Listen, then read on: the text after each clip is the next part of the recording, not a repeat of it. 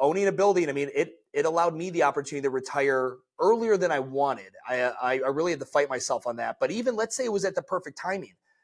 I would love for any other gym owner to show me a path to retirement other than this. Now, if you just say, I'm going to continue working, Stu, for 30 to 40 years, take most of my dollars, 20% of my income, give it to my financial planner, and he's going to put it into some index funds, and over close to 40 years, I should be able to retire on that. That probably would work. Good luck owning your gym for 40 years. You're an inspiration to our entire organization. Welcome to the Gym Marketing Made Simple podcast.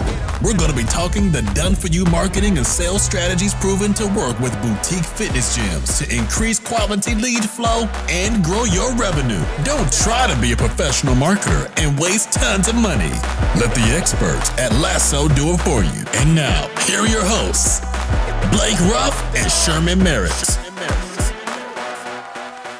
All right, guys, today we are in studio with a lot of you guys going to know this guy, Stu. He needs no introduction. Today's going to be an exciting and fun episode, to say the least. So, Stu, man, welcome. Thanks for giving us your time. I know everyone's busy.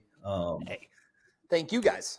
So, for some of you guys that may not know, Stu's been around the community forever. Like us, had the franchises, then moved on to do some other cool stuff, WTF podcast and all of that stuff, the business coaching. So we're going to dive into that today, guys. As you guys know, if you've ever heard Stu before, this is going to be a quote unquote lively conversation, to say the least. So I'm excited. So let's just jump right into it. Stu, first of all, for us, we've been working together for a little while. We crossed paths a little bit recently. With us running paid marketing for gyms, right? And we help some gyms have tremendous success and some gyms not so much, if we're being totally honest. But one thing that we hear often is, a lot of gym owners just say, man, I just need more leads, right? I don't care about anything else. I don't care about the quality. I just need more leads. And we know that couldn't be further from the truth. So when you hear that, or when you heard that when you were really dialing into the gym coaching piece of it, like what was sort of your response to that? So I was fortunate. I came into the gym space, in the consulting space, in 2015. I was hands off of my own gym at that point, and I never took a call that wasn't paid for. I didn't do free calls. No. What I do on the gym real estate side, honestly, this is a huge shock to my system, because I take unpaid calls for the first time in my consulting career. Now, with that paid call, I got data. So you not only paid me for my time, because I was going to make it worth 10x what you paid, because you were going to give me significant data. And yes, I need more people through the door, aka leads is the buzzword. But I go ahead and, through the questions I ask in the intake form, I can go ahead and have someone, give me an average of the leads you get per month. And if a gym with under 250 members is getting 20 leads a month, and out of the 20, 8 become prospects. And just for everyone listening, operational definitions: lead is a digital name, email, and phone number. A prospect is someone who has completed the first sale. You already made one sale. So high five yourself. You got them to walk their ass on site. That's the number one sale you have to make first. They have to come on site. We're not an e-com company. We're not an Etsy shop. We're not selling this shit online. Very few gym owners are rocking and rolling, selling all their memberships e-com style. No, you got to come on site. You got to sell them. But that's the first one. But if I see 20 down to 8 prospects coming on site, and then out of the 8, we're closing 3, like, you don't have a lead problem, buddy. You have a lead nurture problem. Probably don't have a CRM. You're probably using your personal cell phone to text back and forth to people. You can't respond back to someone because you're coaching 2 classes in a row. And while you're fucking off coaching 2 classes in a row, the Orange Theory down the street responded in 3 goddamn minutes. And you're wondering why they're a member at Orange Theory now instead of your gym. It's not that hard to break it down. So I typically don't see leads is really the problem. That's what they believe. That the symptom is low cash flow. They believe the diagnosis is leads. Correct. Now, in the few cases that leads are, it's generally I go to organic first, right? I always want to fix everyone's organic first. Like, are we just getting our basic? Can you type into Instagram the messaging that organically, if you bumped into someone at Starbucks and they saw you wearing your hoodie with your brand on and they said, hey, that's really cool. What do you do? What's that business? Could you, out of your mouth hole in 7 words or less or one concise sentence, say what it is you do, who you help, and how you do it? And if not, well, you guys are, the best in the biz. You guys aren't even, if they can't concisely talk about what it is they do, it's going to be very hard for you to help them. So I start there with individuals organically, because if we don't even have basic organic down, we can't. Little things like fixing someone's GBL, their Google business listing, little things like that. Like Google lets you post offers on your GBL prominently right there in the middle, right underneath your operating hours, for free. You get a link. You'll be able to track where, how many people click it, just little basic stuff like that. Can we check all the free boxes first? And then once I get someone to generate good enough organic, and I'm like, okay, I think we've hit our ceiling here. Go talk to the boys at Lasso. Now it's time to bring paid traffic buying in. Yeah. And, for me, like hearing you say a couple of things, like one of them, that really stood out is that you talk about how some of these guys are, one, they don't have a CRM. Two, they're texting from their personal cell phone. Like it's small things like that. Stu, you would probably be shocked, or you probably wouldn't, about how many folks we get on the call, but we'll be like, hey, what are you using for a CRM? They'll be like, Zen Planner, Wi-Fi. I'm just like, oh man. No, that's member management software, CRM, client relationship. And here's the deal: CRM software, I don't think it's that pricey. I really don't. But if someone's really price adverse to it, look into OpenPhone, look into Sideline. These are very affordable, very inexpensive options that also come with one thing most CRMs don't: the ability to duplicate your business phone line to multiple phone numbers. So like with OpenPhone and Sideline, let's say the 3 of us are all working at the gym. We all have Sideline download on our phone. As soon as a business call comes in, all 3 of our phones ring. Yeah. And let's say Blake is the AM manager, Sherman's the PM manager, and I'm the weekend manager. Well, we all have our different shifts for when we're responsible to answer that phone. So it's just an easy way to leverage that. I mean, I got a client I'm working with right now. They spit out crazy cash per month. They are extremely profitable. They're doing 6 figures a month, and they have a landline.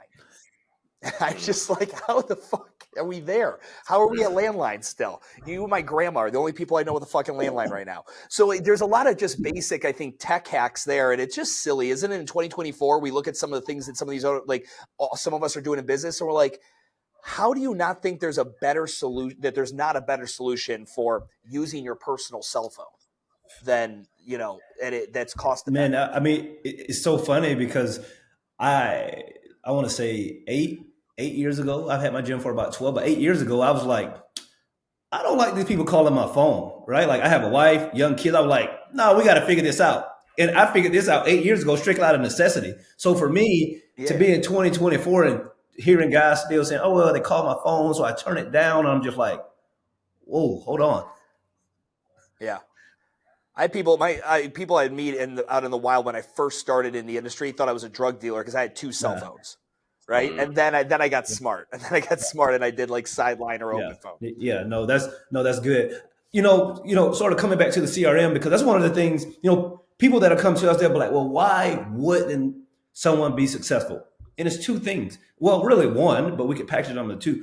Like they don't have a sales process and or a sales team. And I tell people time and time again, Stu, if you can't sell, because we hear it all the time, I don't want to be flying me. I don't want to be. I'm just like, listen, I really don't care about your personal feelings, but I'm telling you right now, if you don't learn how to sell, the people at Orange Theory and all those other franchises, they have a sales team lined up to take all your business.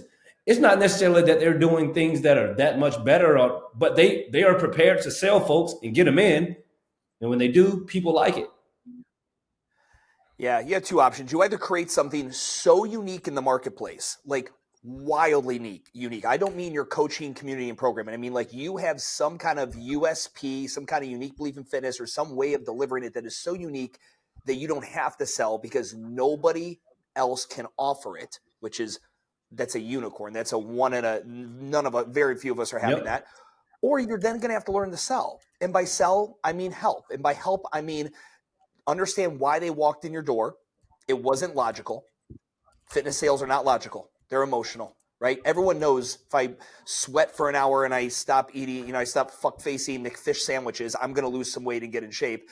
But it's emotional. I was at the playground with my child and his young friend called me fat mommy, and I went home and cried for 2 hours. And then I decided that day when I passed by that gym that I pass by every day on my way to my kid's daycare, I said, fuck it, I'm going in there and signing up. That was an emotional decision, kids. And if you realize people are walking in emotionally, then you can understand how powerful, what an advantageous position that is. But when I think a lot of gym owners who aren't quote unquote good at sales, they just don't realize they need to take advantage of this. And I mean, take advantage in a good way. Help a person in need, show them this is what we do. If you truly think it could help them, this is how much it costs. And that's just kind of how it is. But yeah, it's one of those things I think everyone's going to have. But you guys find like the owners are generally decent at sales because they just had to by necessity. If they're still around in 3 years, they apparently are decent enough at sales to stay in business. It's generally training staff and stuff like that where it gets correct. I agree wholeheartedly. People always, man, how'd you get so good at sales? I'm just like, well, when I started this business, I quit my job. My wife quit her job, and we had 2 young kids. If I didn't learn how to sell, we didn't eat. So that sort of made it easy. And then, like you're saying, from there, I realized, okay, if I'm not going to be here all the time, I got to make sure these sales folks my coaches are good at sales. Like in my gym, it was never really an option where a coach says, I don't like selling. Selling is part of coaching. They don't come here to sell. You come here to help the business. So we got to figure this out. We have to figure it out. So, Blake, did you have a sales process as far as for your coaches and stuff to do some, or did you do all the sales when you owned the 2 gyms? No, remember you trained my sales stuff. Yeah, I forgot. I can't. Yeah, I mean, I didn't want to do it. I didn't want to drive back 30 minutes every day and wait for somebody to show up and then whatever. So yeah, I think that the biggest thing that a lot of gym owners get caught up in is like just thinking. A lot of the coaches have the misconception that like, oh, sales is slimy. And then when you change the perspective, like you're just helping them, and it's super simple. Just ask the right questions and usually they'll buy. Like the gyms that don't do well selling are like still talking about like the foundation of CrossFit. And you're like, these people don't care. Just tell them how you can lose it. And they don't even care. Like everybody says, like, I want to lose 20 pounds, right? But that's really not the real reason. It's why do you want to lose the 20 pounds? Oh, because I can't walk up the stairs and chase my kids up the stairs without losing my breath. And those are the reasons that they're actually going to buy.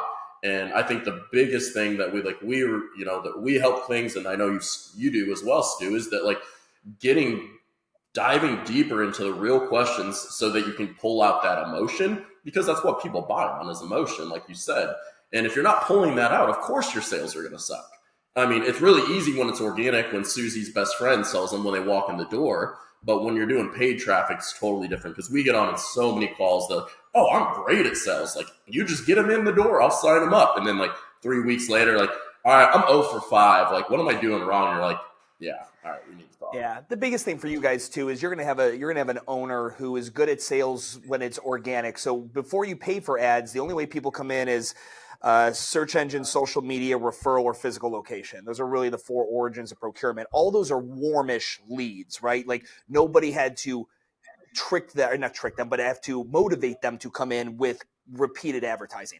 Now we go to cold traffic, and these people are not as likely to purchase. They were scrolling looking for cat videos, and this ad kept popping up, and it just caught them at the right second on the right day where there was an emotional reaction and the lead was submitted, and then you did the right lead nurture and you got them in. But still, it's just a big enough game changer. So it's like I tell owners, like, if you're closing 60%, 70% warm organic, when we take you to paid cold traffic, you're going to have to I need you to accept you're going to suck more, because there's going to be higher volume. The numbers you're not going to sell at the same closing percentage.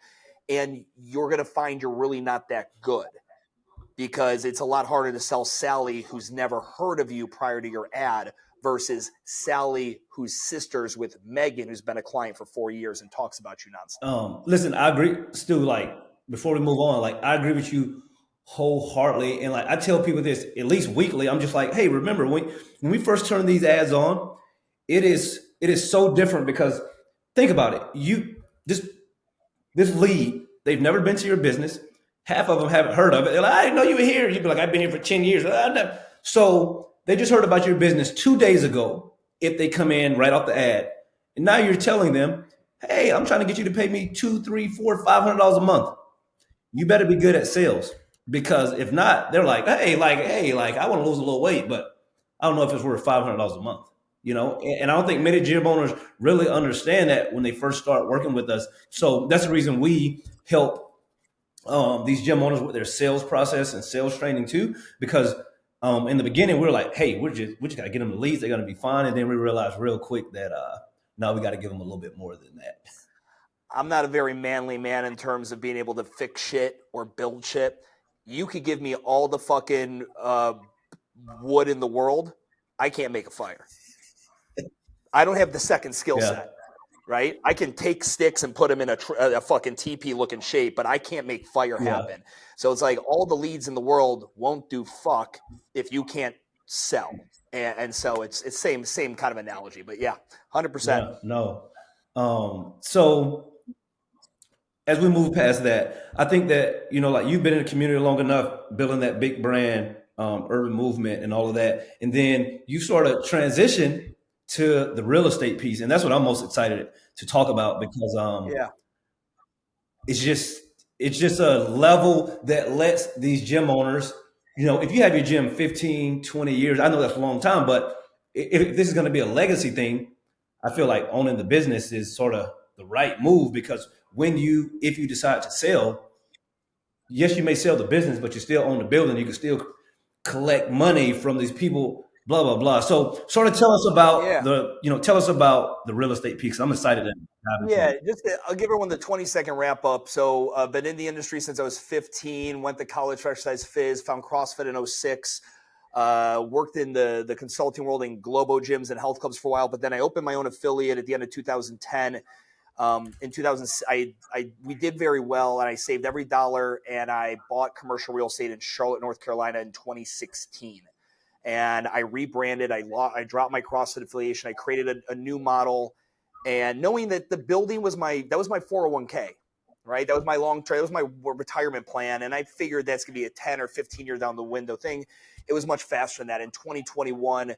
My business partner and I in the real estate, he passed recently. I own it fully out right now, but we got an offer to lease the entire building, not buy it. Because when you finally get a chance to acquire really significant commercial real estate, you don't want to sell it that quickly, right? Hold it. Don't buy and sell, buy and hold.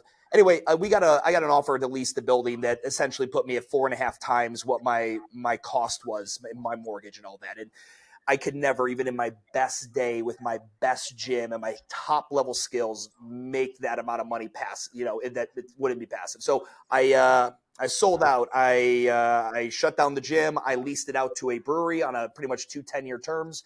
And now I play landlord. I still do my consulting. My consulting firm's been up since 2015. And then in 2021, when that whole thing happened, I realized, I always knew that was my retirement play. But I realized that could be a lot of gym owners' retirement plays. I don't think a lot of gym owners realize how much likely they are to get a loan to buy a building than a loan to get anything else post-COVID.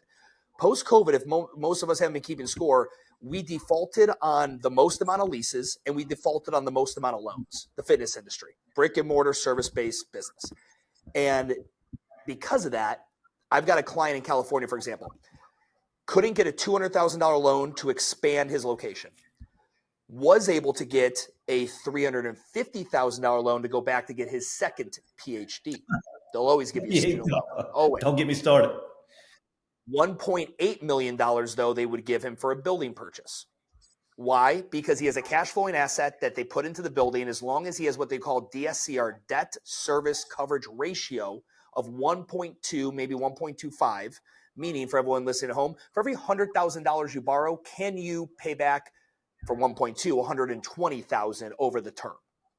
So if you have that kind of coverage, then they will give you the loan, because worst case scenario, you go bankrupt and they take the building back and the building appreciates each year. So I started the Gym Real Estate Company as an additional arm of my consulting firm, and now the Gym Real Estate Company's sole focus is to help gym owners lease and buy buildings. Good. So when somebody's thinking about purchasing a building, right, or like that's first in mind, what are some of the first steps? Because I'm sure there's a lot of people that are thinking about, all right, I'd love to buy my building, right, or buy a building that it can. And I know we have a client that's thinking about that in Wisconsin. But what are some first things that like they need to have in place or they need to be thinking about before they take those steps? Yeah, I tell people you've got to be you've got to plan, you've got to be practical, you got to be patient. So planning meaning if you wake up today or you listen to this podcast, I want to buy a building. You haven't saved a dollar ever, right? You go to StubHub, you drop $5,000 going to watch the CrossFit Games every year, but you haven't managed to save any money. The banks, you're probably not what we call bankable. I work with the largest SBA lender in the country, primarily for when we work with clients, and the lender is very gracious in what they do, but they're still going to require a 10% down payment through one of their SBA loan products. They're going to require debt service coverage at DSCR, like I said, of maybe 1.2, maybe 1.25. And there's going to be just some other things they're going to need to see. Now, the nice thing when people are thinking about it, it's like, oh man, I haven't saved. A lot of my clients haven't. There are multiple very creative ways to create financing opportunities with investors. So to answer Blake's question, the first thing, you ideally want to be in a good financial position. You want to be profitable. You want to be able to show that you've got a solid business. Like for the SBA, they do a 3-year look back. So if you haven't been in business 3 years, don't bother with this route. Now you can go a traditional route, meaning just no SBA. Go through a regular bank, but you're probably paying 30 to 35% down, which instantly disqualifies most small business owners because they don't have that kind of cash.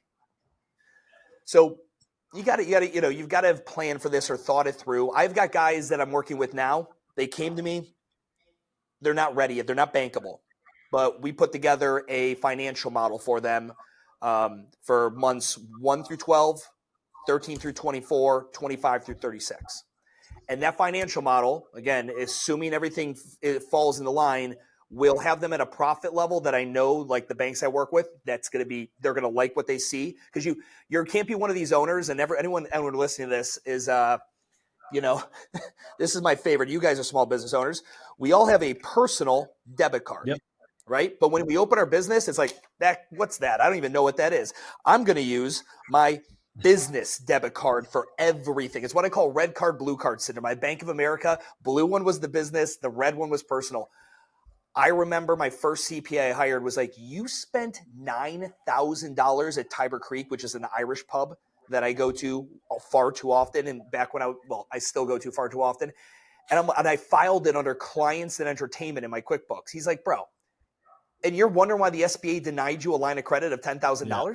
Like, you cannot you just pay yourself. If you're going to spend $10,000 at the bar, dude, pay yourself $10,000 and then go spend it at the bar. So it actually looks like a proper itemized deduct, like you're actually paying yourself. So there's like little things, like I'll get into people's P&Ls and I'll tell them you're bankable or you're not. Yeah. I know very well, very quickly at looking at the P&L, are you bankable?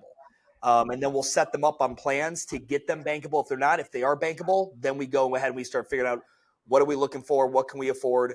And we do everything. So we step in front of a broker. Most people probably have worked with a commercial real estate broker. What we do, we offer a suite of services that brokers can't, but we can still offer everything a broker does. So I'm a licensed broker in the state of North Carolina, but I can do deals in every single state in the country. We can also do deals. I've got clients right now in Canada as well, because we come in not as a state licensed broker, but as a site suitability consultant. Our fees are paid for by the landlord or the seller. So our gym clients don't pay us as long as we end up, doing something with the building. Got you. And what do you call that? Site suitability? The site suitability consultant. I literally made it up. It's a completely bullshit term. I had to do it. I spent 18 months with a legal team here in Charlotte, trying to figure out how could I go into other states and perform non-brokerage brokerage. Because if anyone doesn't know, if anyone has a real estate license, every state has different laws and everything, and they do not let people from one state come in and practice it in the other. I was so disenchanted with commercial real estate brokers. I had several. I always found my own building. I always did the majority of the negotiation. My brokers were making money off me. Now, granted, I didn't pay for any of it because the client never pays the broker, just like my clients don't end up paying me.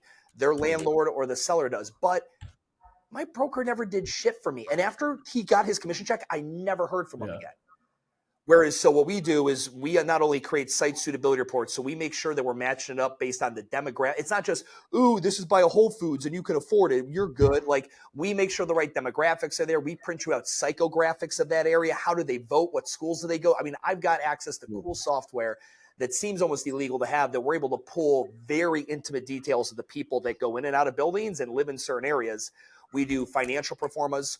We do operational capacity. When you get in commercial real estate, especially today's prices, I've got gyms that pay $35 a square foot.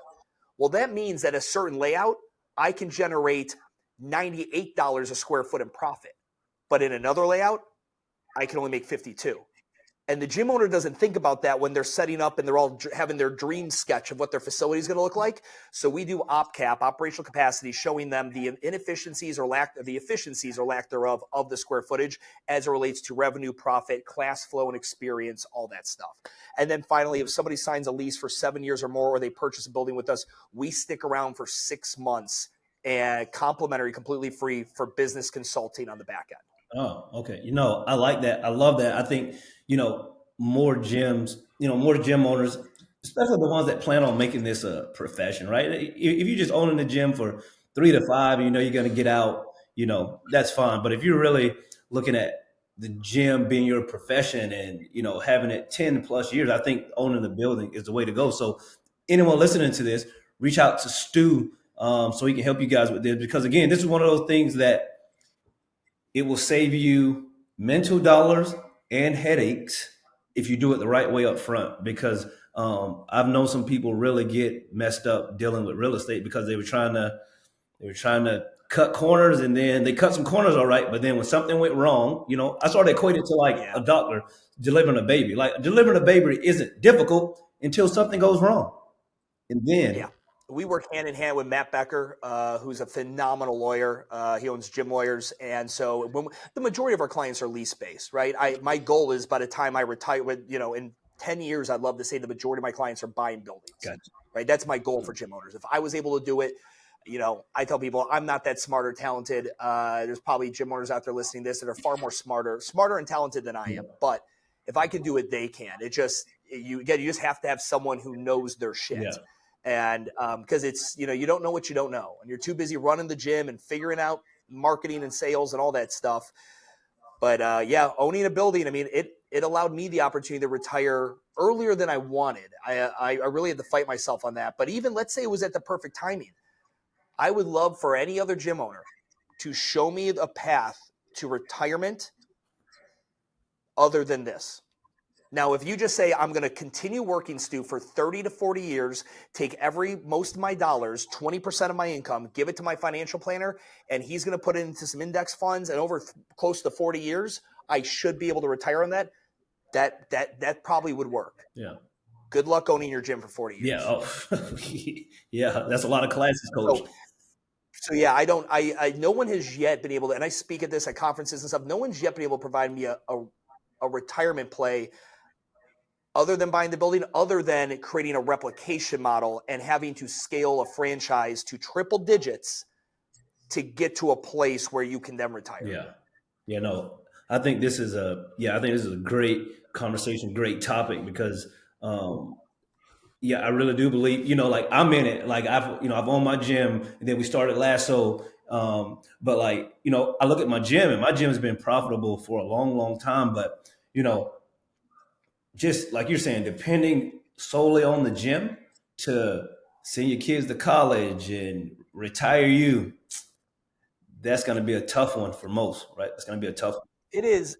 And it's such a world that, like, you got to be in it to understand the angles. So, like, right now, like, if I were to ask you guys, just like as laymen, just business guys, like, what's a business model that's brick and mortar now, large enough for a gym, standalone building, so there's no noise issues, plenty of parking, prominent corner lots primarily, but the business model of these particular businesses is on their way out. And the answer is pharmacies. We all know what Amazon just did 2 years ago, buying that one company. I mean, pharmacies are you're not going to go to the fucking pharmacy anymore. I don't even get my groceries anymore. Like, again, these models are changing over the next 10 years. Drive-through banks are another one, but I've gotten quotes on what it costs to remove a vault, and it's not fucking worth it. Dude, you know what? I've gone to a couple places. Not exactly. It's funny you say that. I didn't know that, but it's funny you say that because I've gone to a couple places that are like old banks. They've transformed them into cool spots, but the vaults are still there. Still there. No, A, because it's fucking cool. B, because it costs way too much to remove it. Way too much. But no, so I've got the real estate advisors at Walgreens, CVS, and Rite Aid. And they said, so I have exclusive listings or exclusive access to listings of theirs that are what we call dark, meaning the buildings are vacant. Those companies still have corporate guarantees, so they're still paying rent every month, but they shut them down. And they're looking for people to buy them, but they have very limited reuse. I mean, we're seeing like some hardware stores go in. You're seeing some like PetSmart dog food stuff. But for gym owners, standalone buildings, built-in parking lots on prominent corners, it's ideal. And I mean, we're working on an article on this right now. The average sales price of one of these is under $3 million. I mean, so like, but it's stuff like that. Like a gym owner would be like, oh, I couldn't find anything on LoopNet. I'm like, yeah, I know, motherfucker, because you don't know what to look for. But yeah, there's options out there for gym owners. Yeah, good. No, man. So for me, like you and I, we knew each other years through sort of the affiliate owners. I sort of sat back, watch you raise some sand. You sort of sat back, watch me raise some sand, and then we sort of connected just here and there. But then recently, we've been having more interactions because you reached out because you're like, hey man, all of your clients that are working with you guys and working with me, they're crushing it. So like, what are you guys doing? You guys seem to be different. So you're like, what have you seen? Like, what have you seen from the gyms that we're working with specifically that work with you? Well, I'll tell you, I've seen a lot of gyms momentarily put on an agency. Oh my God, they killed it for me, blah, blah, blah, blah. I'll see that same gym owner 2 years from now talking at game for another agency, right? I always look to the quality of the jockey, not the horse. So for you guys, I don't exactly, like for a lot of the clients if I'm working with them, I know the results. Correct. But I have even more people in my ecosystem that I have of the highest regard for that are clients of yours and work with you guys intimately that I consider incredibly smart operators. Jeff Bennick being one of those individuals. Friendship Fitness and what he's done in Columbus, and I regard him and Graham as incredible operators. Yeah. And he has been a huge advocate, obviously, and working with you guys even in a beyond capacity, which I know Jeff, and I know he doesn't do things just for a buck. Yeah. He truly has to believe in it, be interested in it. So I look at guys like Amy Moeller. I mean, like you guys have worked with people who I consider like, I think it's one thing, like there are some people out there, and I've poked at certain groups, mentorship groups that I think will take you from dog shit to good. Right. And there's nothing wrong with that. Like that's why I think every micro gym listening to this in CrossFit really likes an Orange Theory being nearby, right? It's going to take fat female and 40 and put them right in the fucking pipeline to go and convert to CrossFit at a certain enough degree. And so but I do look at the operators, the people who use services, and that's where I really gauge my level of interest and whether I'm intrigued by that service or not. So you guys, the operators you work with are not dumb. You couldn't pull the wool over their eyes if you wanted to.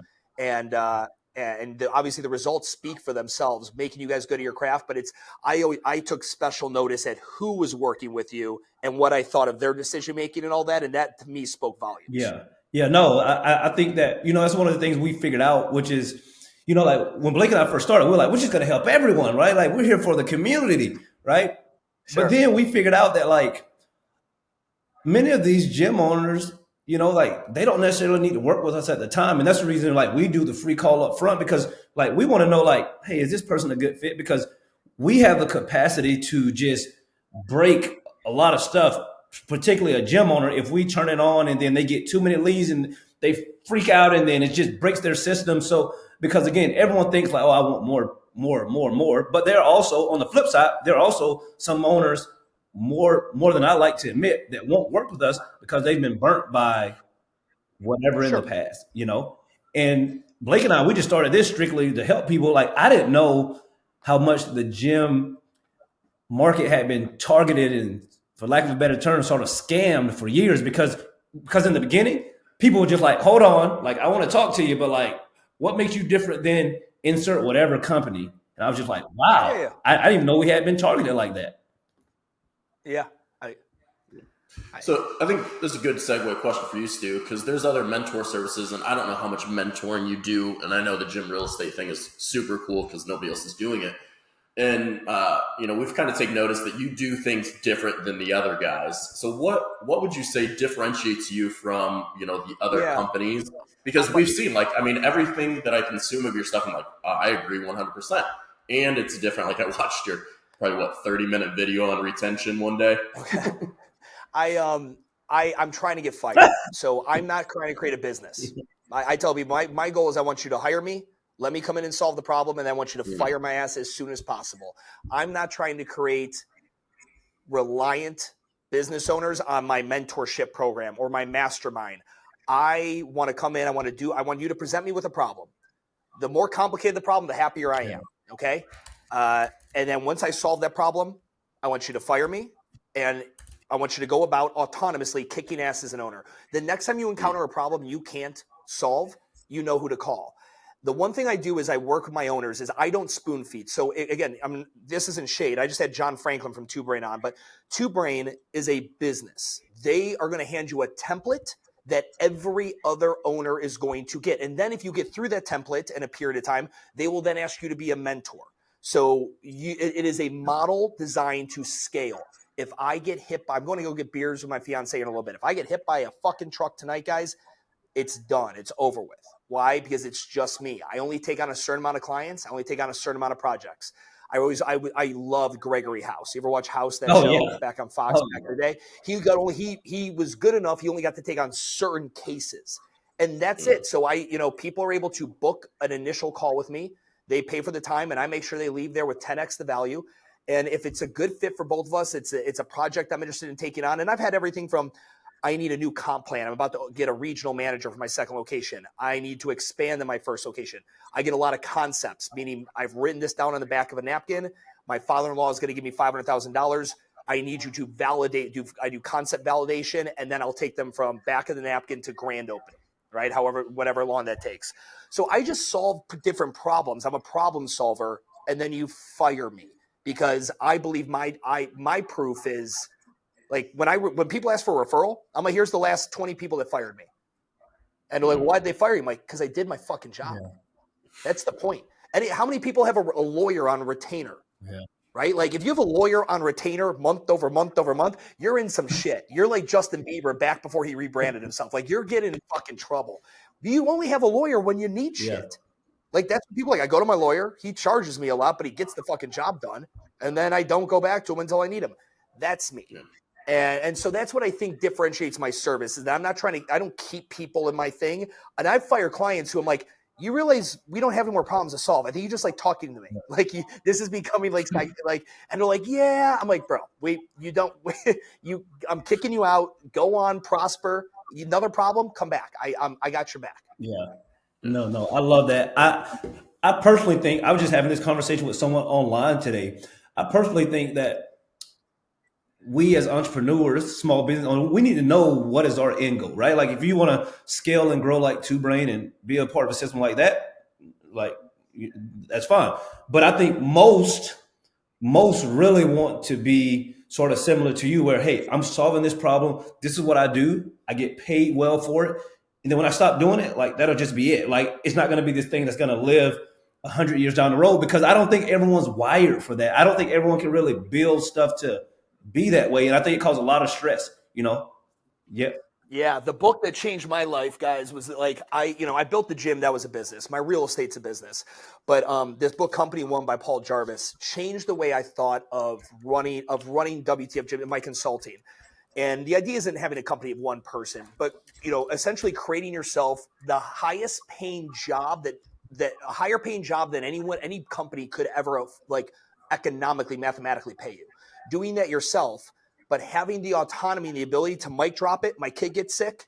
My mom gets sick. I want to move. I just want to stop what I'm doing. I could stop on a dime. Nobody owes me anything. Everything. I don't do contracts with my clients. Everything is month to month. They can leave. No 30-day notice required. I can fire them. No 30-day. Whatever. It's designed to run extremely high profit margin, extremely impactful to a small amount of people, instead of moderately kind of impactful to a lot of people. Yeah. And that I just fell in love with that idea. And I had him on the podcast. It was his last podcast he ever went on publicly. I don't know if he's done anything since, but that book, for anyone who's looking to start a side hustle or their own company, I'd at least put that in your repertoire of what you read to think about another way. Because I think everyone thinks I got to scale to this big business. Correct. You can make a lot of money and you can have a lot of impact in a very meaningful way without doing that. And the last thing I'll say to that is, when I'm working with someone, I don't spoon feed them answers. So I'll have people ask me for templates. I don't have templates. Yeah. I have versions that we're going to look at and then we're going to customize to yours. But someone's like, do you have a handbook template? Motherfucker, how would I have a handbook template for your business? I don't know your, what, this handbook template that I made with a yoga studio is going to work for you and you want to look at it? No.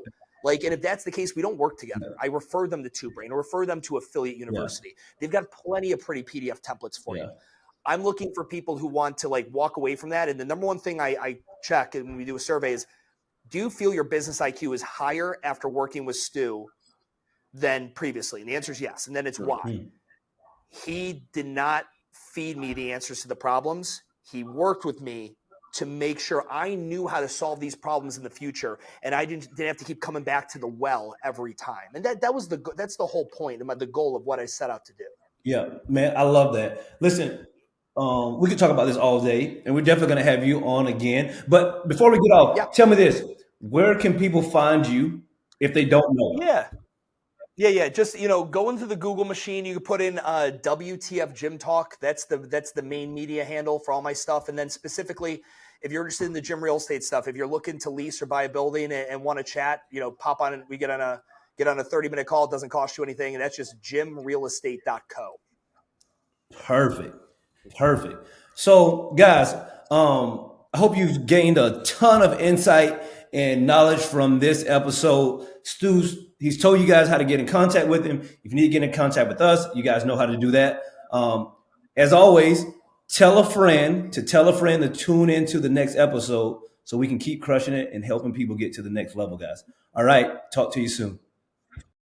Yeah. Thank you for listening to the Gym Marketing Made Simple podcast with Blake Ruff and Sherman Merricks. We hope you enjoyed. We believe marketing should increase revenue and not waste money. So book your free call today. Head on over to lassoframework.com. That's lassoframework.com and find the right words, get more customers, and increase your revenue. We'll see you here next time.